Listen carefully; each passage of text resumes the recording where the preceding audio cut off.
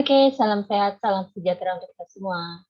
Pada kesempatan kali ini saya akan mencoba menjelaskan untuk mata kuliah sistem multimedia pada pertemuan keempat, ya, di mana pada pertemuan keempat ini kita akan membahas mengenai video.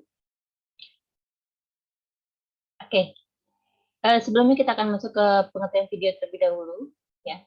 Video berasal dari bahasa Latin, yaitu berasal dari kata vidi atau visum, yang artinya melihat atau mempunyai daya penglihatan. Ya. Video, ya, sini merupakan rekaman gambar visual yang bergerak yang dibuat secara digital atau pada kaset. Oke. Atau dengan kata lain ya, video juga dapat didefinisikan sebagai teknologi untuk menangkap, merekam, memproses, mentransmisikan, dan menata ulang gambar yang bergerak. Video di sini biasanya menggunakan film seluloid ya, menggunakan sinyal elektronik atau media digital. Nah, kalau udah berkaitan dengan video, ya, di sini video itu berhubungan dengan penglihatan dan pendengaran, artinya bisa dilihat dan juga bisa didengar. Aplikasi video pada multimedia mencakup banyak aplikasi. Contoh penerapannya dalam dunia entertain yaitu broadcast TV, VCR, atau DVD recording. Di interpersonal, ya, penerapannya itu video telepon, video conference, sedangkan untuk interaktif itu penerapannya pada Windows. Oke, sebelum kita masuk lebih jauh ya, kita harus mengenal terlebih dahulu video terbagi menjadi dua, video analog dan video digital. Video analog di sini menggunakan tempat penyimpanan yang sekuensial, ya. Proses pengeditan pada tape analog juga adalah proses yang linear. Nah, untuk mendapatkan bagian yang kita inginkan, maka kita harus memajukan atau memundurkan video tape. Nah, untuk pengeditan di sini artinya kita harus merekam ulang atau memotong atau menyambung video tersebut. Itu yang disebut dengan video analog. Sedangkan untuk video digital ya, video digital adalah jenis sistem video recording yang bekerja menggunakan sistem digital dibandingkan dengan analog di sini dalam hal representasi videonya. Ya, biasanya digital video direkam dalam tape, kemudian didistribusikan melalui optical disc, misalkan VCD, DVD.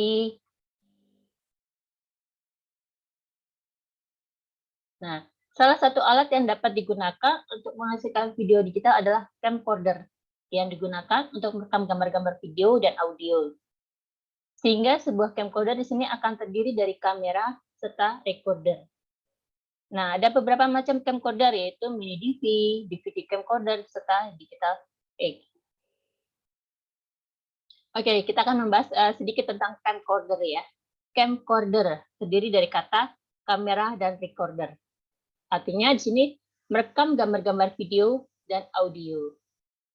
Ada 3 komponen dalam camcorder. Yang pertama yaitu lensa, di mana lensa untuk mengatur banyak cahaya, zoom, dan kecepatan shutternya.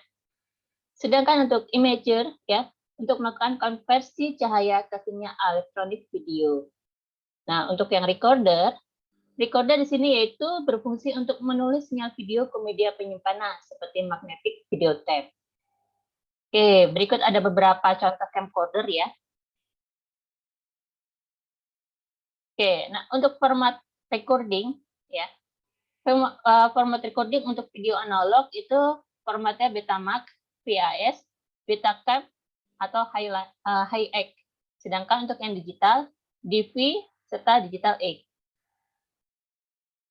Oke, berikut adalah contoh-contoh dari camcorder ya, dari camcorder pertama kali yaitu pada tahun 1983 tampilan seperti ini bentuknya. Kemudian ini ada Sony DV Handycam, ada Hitachi Digital X camcorder, serta ada Mini DV camcorder. Oke, kita akan lanjut ya. Kita akan membahas mengenai pengetahuan dasar editing video.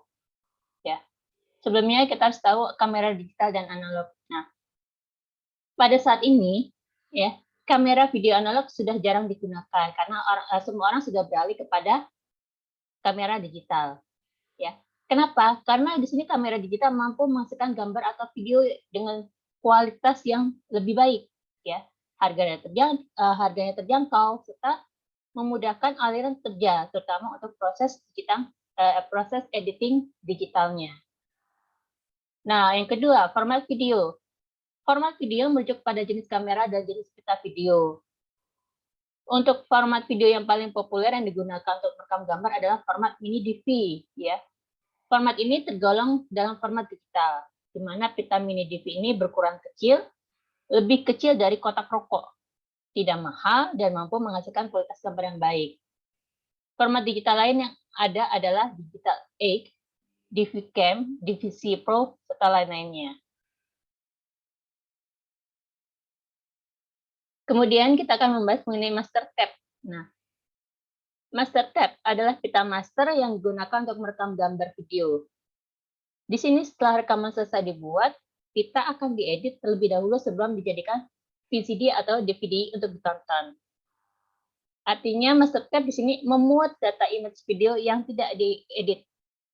Ya, walaupun tidak diedit, kualitas gambarnya lebih baik dari VCD atau DVD yang sebenarnya merupakan salinan dari pita asal. Nah, hal ini dikarenakan karena apa? Master Tab belum mengalami proses kompresi. Jadi kualitas gambarnya masih jauh lebih baik dibandingkan kalau sudah dalam bentuk VCD atau DVD. Nah, kemudian editing video. Editing video merupakan suatu proses dalam post production, yaitu suatu proses yang dilakukan setelah rekaman gambar. Jadi setelah kita merekam gambar, maka di sini akan ada proses editing video. Nah, biasanya proses kerja yang terlibat dalam proses editing digital adalah sebagai berikut. Ada digitizing atau capturing, ya, di mana memindahkan image video dari pita ke dalam data digital pada hard disk atau CD. Kemudian ada proses offline editing, di mana memotong atau membuang adegan pada video yang tidak menarik dan menyusun ulang setiap adegan pada video dengan mengikuti pada rencana kesinambungannya.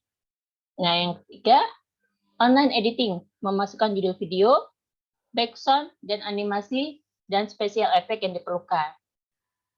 Yang keempat, rendering, yaitu proses yang dilakukan setelah editing, baik offline maupun online, ya, setelah dilakukan dalam komputer. Nah, video di sini akan dipindah keluar ke dalam bentuk DVD atau DVD.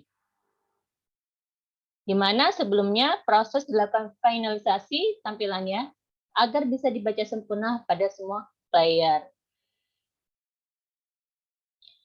Yang kelima, VCD dan DVD. Gambar video yang telah diedit biasanya akan dipindahkan ke dalam bentuk VCD atau DVD, seperti yang kita ketahui, di mana format DVD menghasilkan gambar yang jauh lebih baik daripada format VCD. Yang keenam, multi-camera production, yaitu suatu proses produksi video, di mana lebih dari satu kamera video digunakan secara serentak dan kesemuanya dihubungkan kepada satu pusat kontrol. Image terbaik dari salah satu kamera ini akan dipilih silih berganti. Nah, di sini menghasilkan gambar video terus-menerus tanpa potongan dengan sudut rekaman yang berbeda. Jadi di sini kita menggunakan sekaligus beberapa kamera, ya.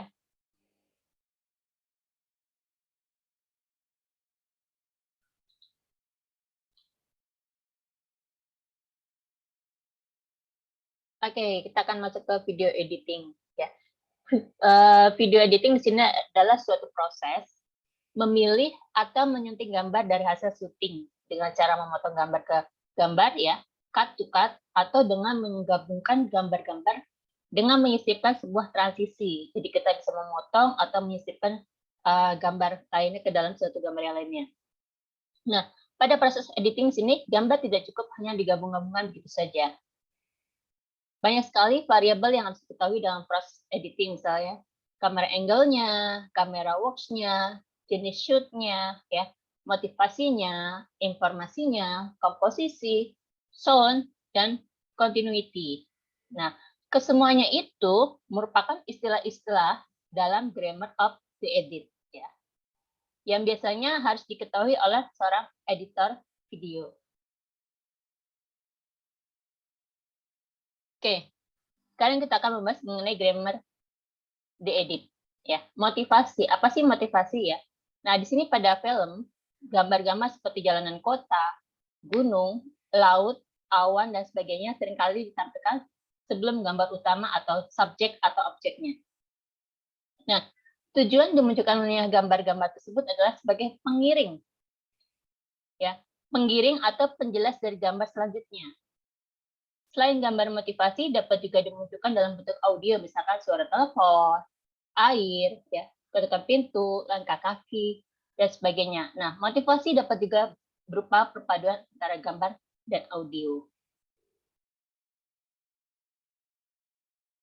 Informasi. Pengertian informasi pada editing sebenarnya mengacu pada arti sebuah gambar, ya, di mana gambar-gambar yang dipilih oleh seorang editor harus memberikan suatu maksud atau menginformasikan sesuatu.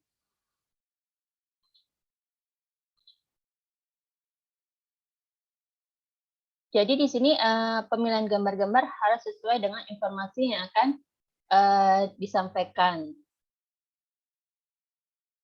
Oke, kemudian komposisi. Komposisi salah satu aspek penting bagi editor, di mana pemahaman tentang komposisi gambar juga harus bagus, ya.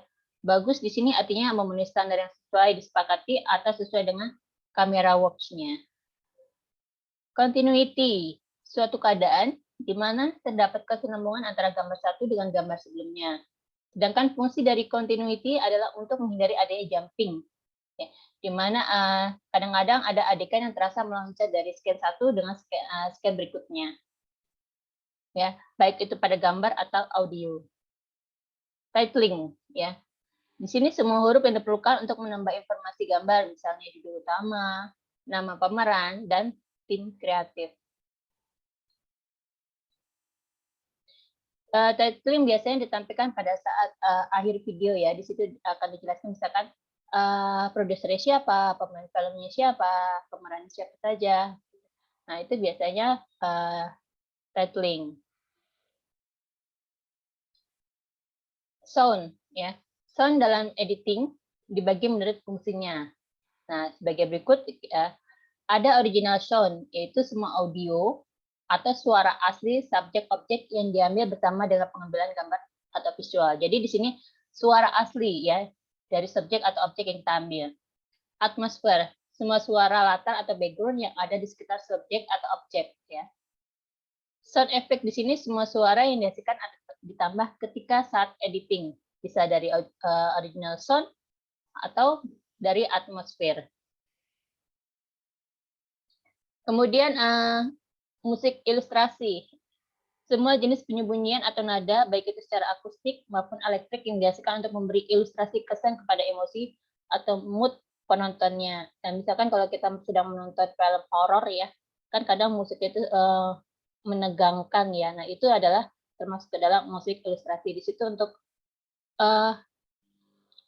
memberikan, ya, atau membangkitkan emosi seorang penonton. Teknik video kamera, ya. Dalam video kamera menggunakan dua teknik, yaitu interlens, yaitu di mana metode untuk menampilkan image atau gambar dalam raster scan display device seperti CRT, televisi analog, yang ditampilkan bergantian antara garis ganjil dan genap secara cepat untuk setiap frame-nya. Nah, refresh rate yang disarankan untuk metode interlens adalah antara 50 sampai 80 Hz. Nah, biasanya interlens di sini digunakan untuk sistem televisi analog, di mana ada teknik-teknik pertelevisian yang dipakai, biasanya ada PAL, ada NTSC. Nah, di sini adalah contoh dari interlens, ya. Di sini ada ganjil genapnya, jadi kalau ganjil, kemudian ada genapnya. Akan bergantian. Kemudian kita akan masuk ke teknologi pertelevisian dalam interlens, ya. Di sini PAL atau Phase Alternating Line digunakan di negara Eropa Barat dan Australia, di mana dasar dari PAL dan NTSC sebenarnya sama, hanya berbeda pada frekuensi itu saja. Nama PAL di sini diambil karena setiap sinyal video yang dikirimkan dalam keadaan terbalik pada masing-masing garisnya yang secara otomatis akan mengkoreksi error yang terjadi pada sistem transmisi. Kemudian teknologi pertelevisian kedua yaitu kita akan membahas tentang National Television System Committee di mana model NTSC di sini baik digunakan di negara-negara Jepang, Amerika, Korea Selatan, Taiwan, serta yang lainnya. Oke, penciptaan NTSC di sini pada tahun 1941 masih berbentuk hitam putih.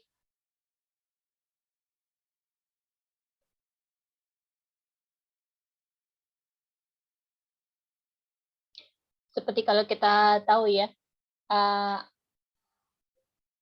penampilan atau penayangan video-video zaman dulu tersebut masih belum menggunakan warna karena masih berbentuk hitam putih. Contohnya seperti kalau kita nonton film-film yang jadul ya, yang lama, yang sudah lama sekali, ya mereka belum ada warna karena semuanya masih ditampilkan berbentuk hitam putih saja. Oke, teknologi per television, SECAM, Sequential Color Width Memory. Nah, di sini digunakan di negara-negara Eropa Timur dan Prancis. SECAM berbeda dengan metode sistem pewarnaan lainnya karena di mana SECAM menggunakan modulasi frekuensi untuk mengkodekan sinyal warna. Ya. Kemudian di samping mentransmisikan informasi merah dan biru secara bersamaan, dan menggunakan informasi tentang warna dalam satu waktu yang hampir bersamaan pula, hal ini membutuhkan waktu delay. Maka, dibutuhkan sebuah memori analog untuk menyimpan informasi warna dan mengeluarkan secara bersamaan pada layar televisi pada waktu yang ditentukan.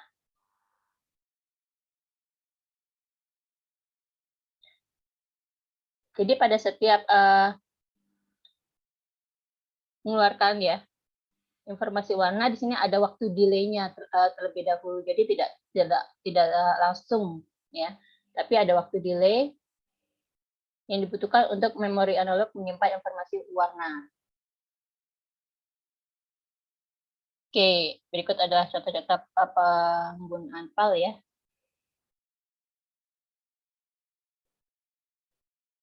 Ternyata di sini NTSC itu lebih banyak digunakan. Oke, yang kedua, progressive scan ya, metode untuk menampilkan, menyimpan dan memancarkan gambar di mana setiap baris untuk setiap frame digambar secara berurutan. Nah, kalau yang tadi interlace ya, interlace itu ganjil kemudian genap ya. Tapi kalau pada progressive scan di sini setiap baris untuk setiap frame di sini yaitu digambarkan secara berurutan.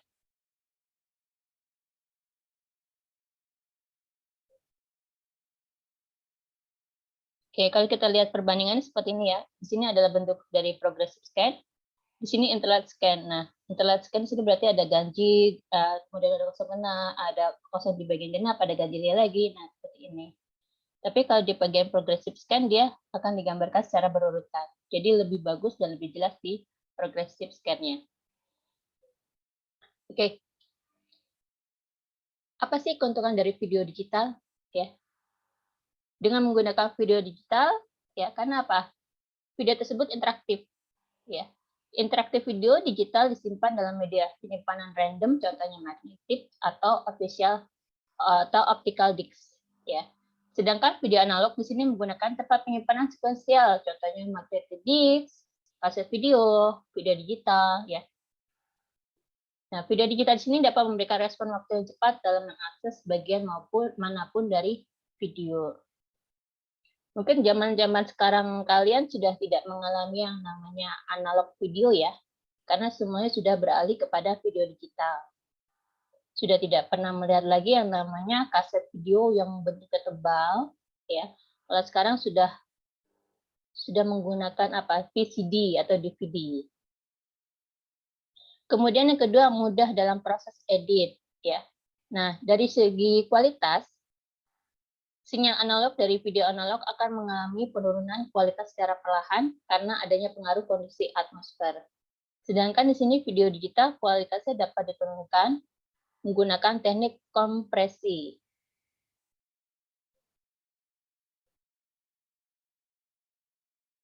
Kemudian dari transmisi ya, transmisi dan distribusi mudah karena dengan proses kompresi, maka video digital dapat disimpan dalam bentuk CD serta dapat ditampilkan pada web dan ditransmisikan melalui jaringan. Jadi lebih simpel video digital. Nah, Ada beberapa hal yang perlu diperhatikan dalam pembuatan video, yaitu rule of thirds. Bayangkan ada garis-garis panduan yang membentuk 9 buah persegi panjang yang sama besar pada sebuah gambar. Nah, di sini pada rule of thirds yaitu kita membagi menjadi 3 bagian, baik secara horizontal maupun vertikal.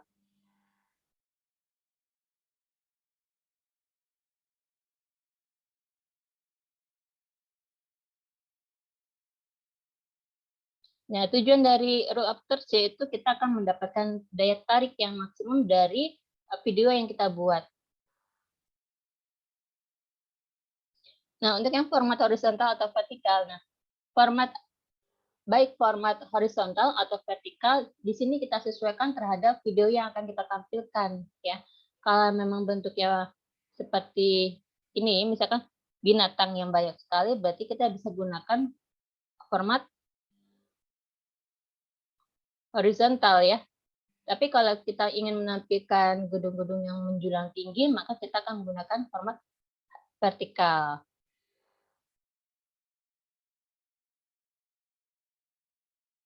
Tujuannya apa? Tujuannya untuk agar video yang kita tampilkan itu menarik gitu ya. Terus juga bisa membuat si penontonnya itu nyaman.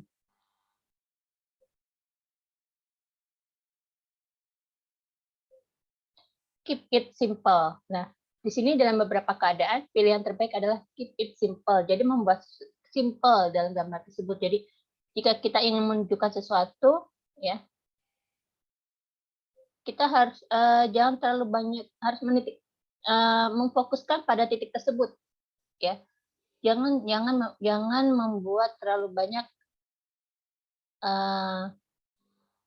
apa ya, area di sekitarnya itu menutupi titik yang akan kita tampilkan. Jadi kita fokus kayak seperti ini, kita ingin menampilkan seseorang yang hanya membaca buku. Jadi kita fokus ke seseorang tersebut, ya, kita mempertegas gambar tersebut, atau mungkin kita bisa membuat area di sekitar ini menjadi blur supaya kita tetap fokus pada titik tersebut. Nah, picture skala, ya. Sebuah gambar yang nampak biasa namun menjadi menarik karena adanya sebuah titik kecil yang menarik perhatian. Oke, kalau kita lihat dari kedua gambar tersebut, ya, padahal logikanya kan nggak mungkin ya piramid-piramid ini bisa diinjak. Nah, di sini kita membuat skala di mana piramid di sini kita buat menjadi lebih kecil. Seperti halnya di sini, orang tidak akan mungkin bisa berlari di sekitar keyboard. Ya. Oleh karena itu, kita membuat orang tersebut menjadi lebih kecil dari ukuran sebenarnya.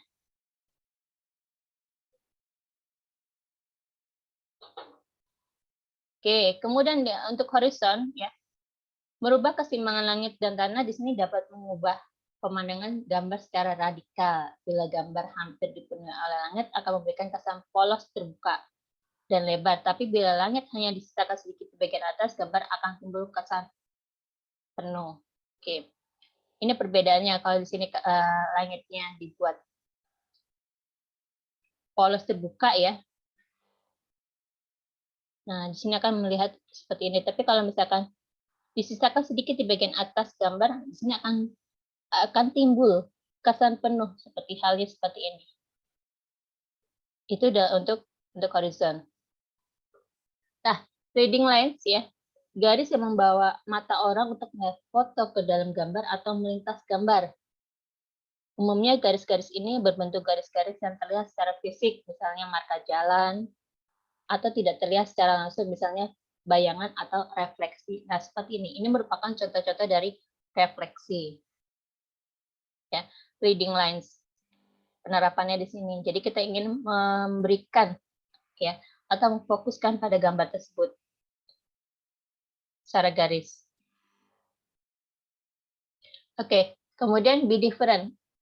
Barangkali di sini ada bidikan-bidikan lain yang dapat diambil selain pendekatan dari depan dan memotret paralel ke tanah. Nah, bergerak mendekat dari yang diduga seringkali menghasilkan efek yang menarik. Maksudnya di sini be different yaitu kita menampilkan sisi yang berbeda, ya, menampilkan sesuatu yang berbeda. Misalkan di sini ada sesuatu yang berbeda, ya, pensil. Di sini ada perbedaan sendiri, yang lainnya polos, ya, hanya berwarna coklat. Nah, ada satu buah pensil yang berwarna-warni, ada merah, kuning, hijau, ya. Nah, berarti di sini kita membuat sesuatu yang berbeda. Nah, begitu juga untuk yang di sini ada banyak payung, ya. Nah, di sini kita ada membuat satu yang berbeda, ya, di mana payung tersebut kita beri warna merah.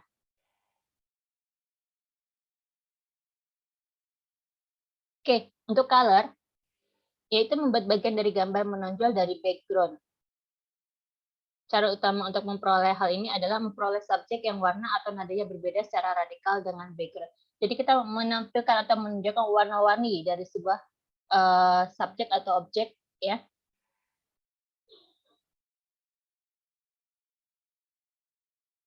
Oke. Kemudian yang ke-9, framing. Bila subjek secara khusus mempunyai bentuk yang kuat, ya, penuhi frame dan subjek. Nah, seperti halnya di sini kalau kita sedang duduk, kemudian di depan ada sebuah masjid, ya. Nah, kita bisa mengambil angle-nya seperti ini, kita buat seperti bingkai. Nah, bentuk framing-nya seperti ini. Nah, itu yang disebut dengan framing-nya. Nah, shooting position, ya. Shooting position di sini kita bisa mengambil posisi pengambilan gambar dengan cara berdiri, ya, bisa dengan duduk, ya, bisa dari atas, bisa dari bawah. Kita bisa menyesuaikan angle-nya dari subjek tersebut supaya hasil yang kita ambil nanti bisa terlihat menarik.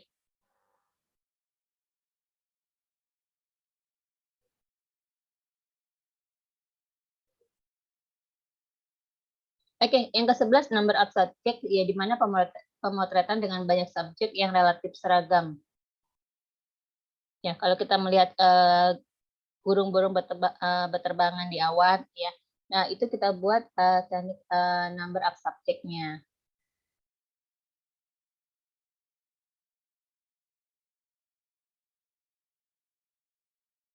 Oke. Oke, ke-11 hal tersebut, ya, tujuannya pasti tujuannya itu memberikan hasil video, ya, baik berupa gambar yang baik, ya, yang jelas sehingga bisa dipahami oleh si penonton atau si penerima informasi tersebut, ya. Oke, sampai di sini penjelasan untuk video pada pertemuan keempat. Salam sehat, salam sejahtera untuk kita semua.